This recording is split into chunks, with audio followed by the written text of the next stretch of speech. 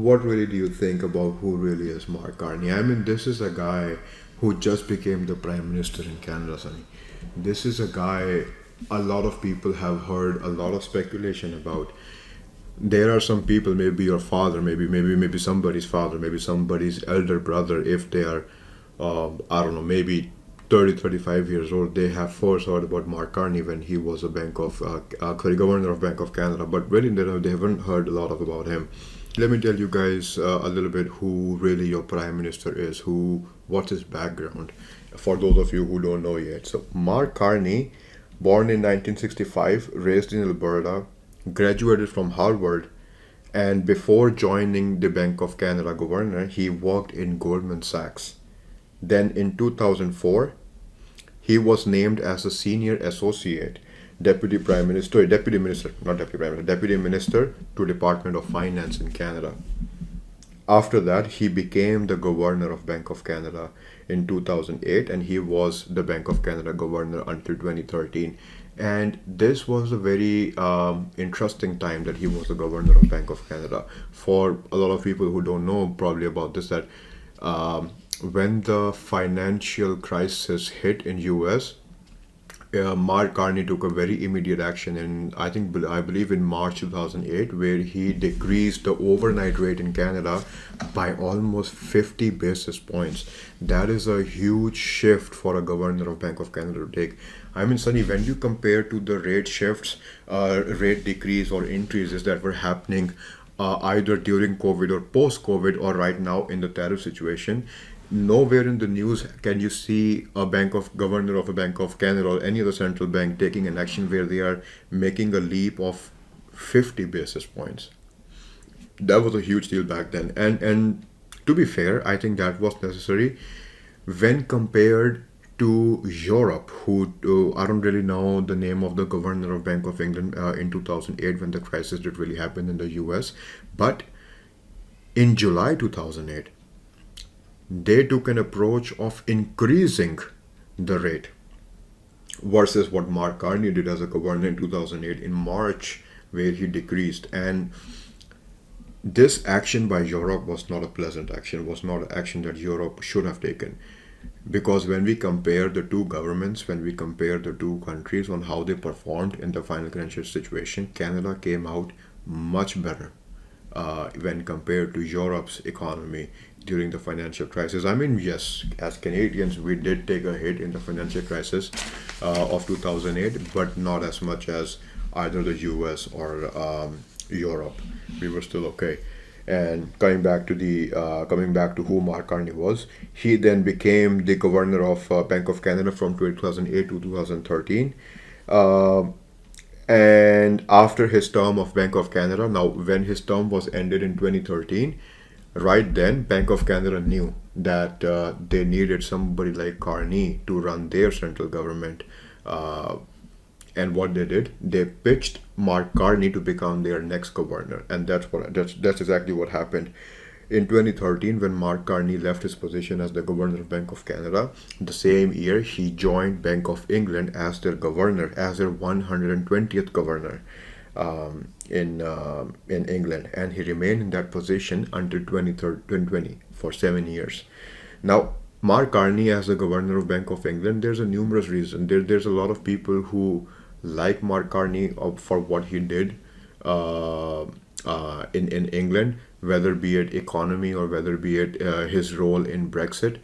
And some people dislike him for the same thing, for his role in Brexit and for the economy of England. Some people don't like him in England just because the economy did not feel as improved as it should have been. People were not able to get mortgages or interest rates at the prices or at the rates that they should have received. And again, he did not leave Bank of England. He resigned his position in Bank of England as a governor in 2020, only over two issues, which was Brexit and during the start of COVID-19 pandemic. Now that was a situation nobody really can speculate on, because COVID-19 was brand new for everybody and everybody was trying to experiment on how to deal with that situation. Then in December 2019, while he was still a governor of Bank of England, Mark Carney, he was elected by United Nations Secretary General Antonio Guterres to be his special envoy on the climate action and finance. This is where a lot of people have a lot of questions about when Mark Carney was trying to run for the prime minister election in Canada.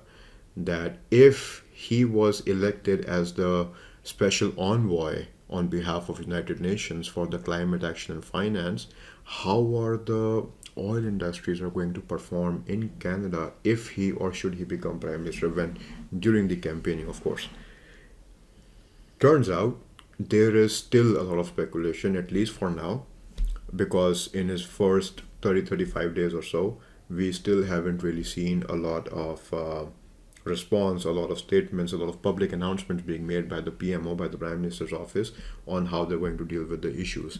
We still know that we are still going to have the credit system in place for the oil and gas production companies. We still know that there are still a lot of deals that need to happen, that Green government needs to make just to survive, just to have a better economy, just to increase the GDP. Right now, like in the last podcast, Sunny, we discussed, Canada's GDP is still sitting less than the GDP of just one state in US, which is Texas. Forget about California. Even Texas has a bigger GDP than the whole country of Canada at this moment.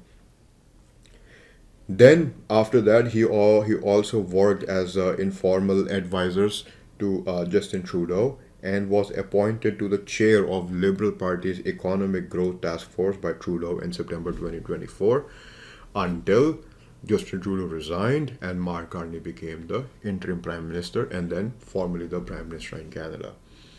Now, a lot of people have a lot of their own opinions on Mark Carney, but I think a person like Mark Carney, I think we can maybe survive with him because this is what I feel, Sunny. I'll be honest with you.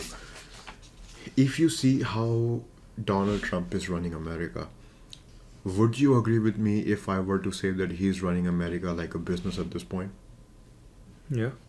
like a private business? And I really think Canada needs somebody like that, where somebody can run Canada like a business, so that at least if there is an investor, if there is a person who wants to invest in the country, at least they have an idea if their investment is going to mean something right now.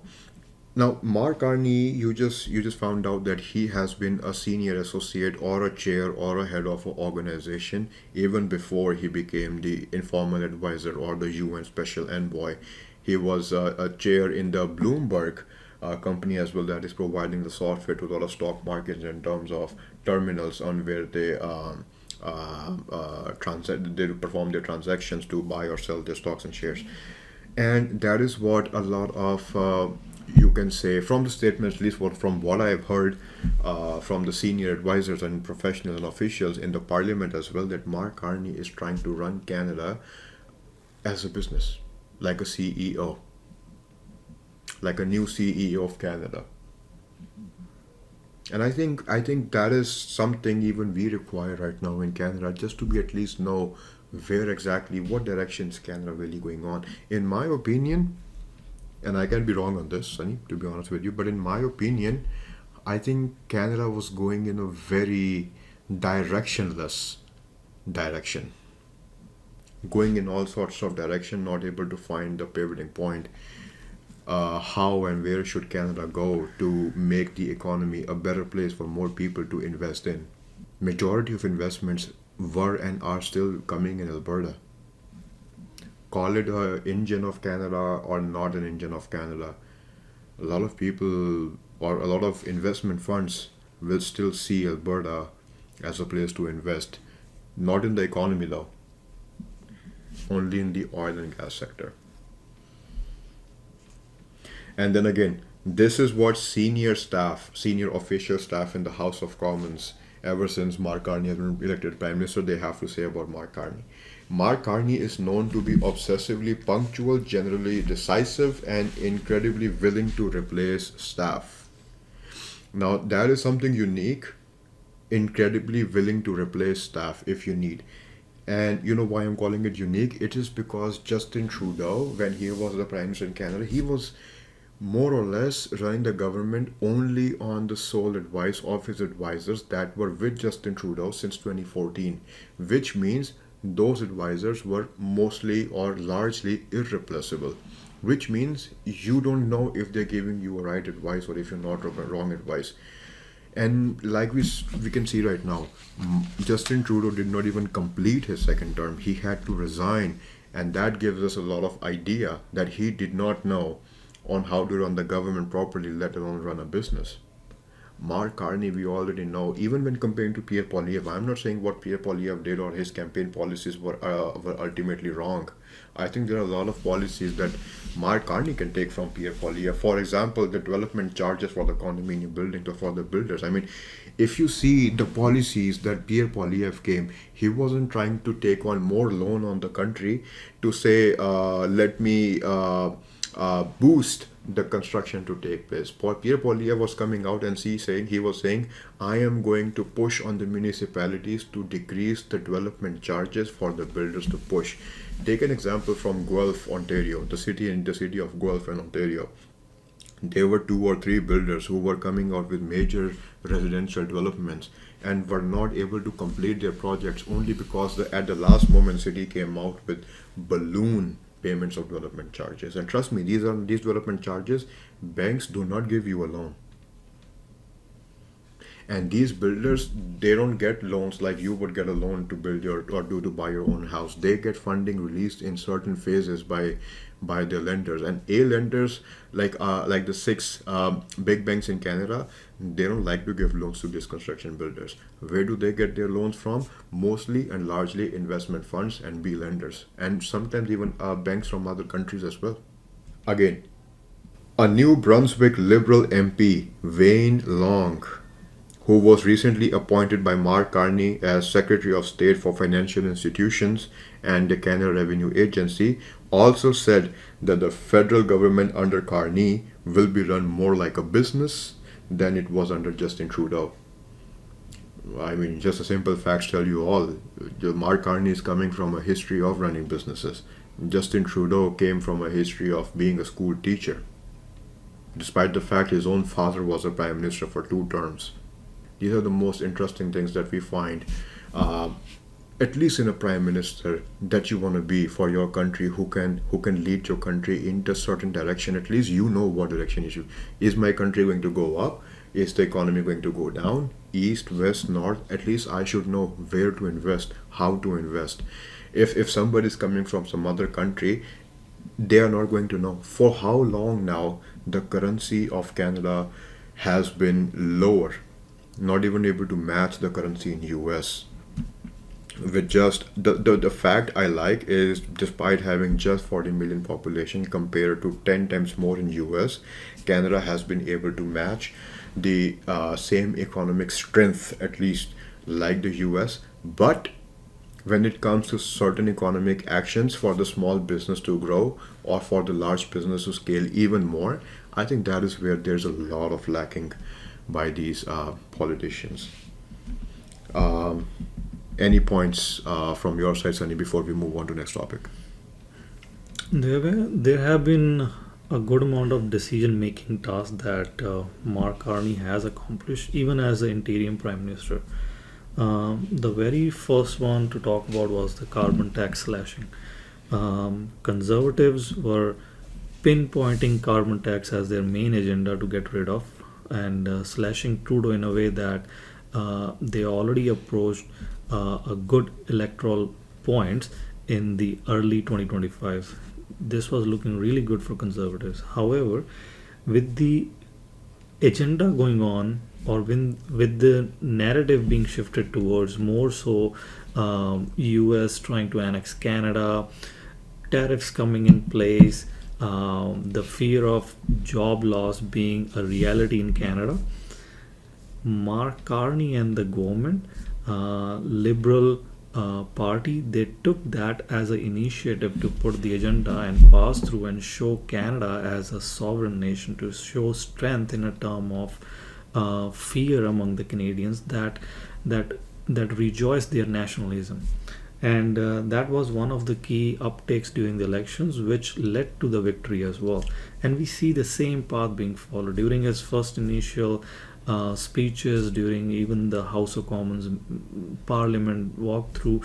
These were the things that were put forth. The ideology behind that was Canada as a united country, not divided into 13 nations or 13 provinces to say, and showing Canada as a united country and trying to put Canada as a sovereign nation, or even with bringing King Charles III. That was the approach that Mark Carney took to King Charles III to have as a show of a strength for Canada as a sovereign nation.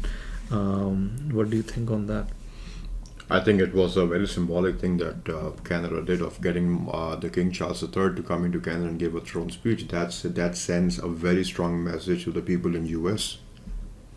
They cannot just come out and claim that they want to annex the whole country of Canada. Don't you think? Would be fine to say, but don't you think the Britishers would get their first hand before US gets their first hand? But yeah. I think that was a really symbolic thing that Mark Carney did of getting the king to come into Canada and give out a throne speech that Canada will remain a sovereign nation and that the Europe is always standing by Canada if need be.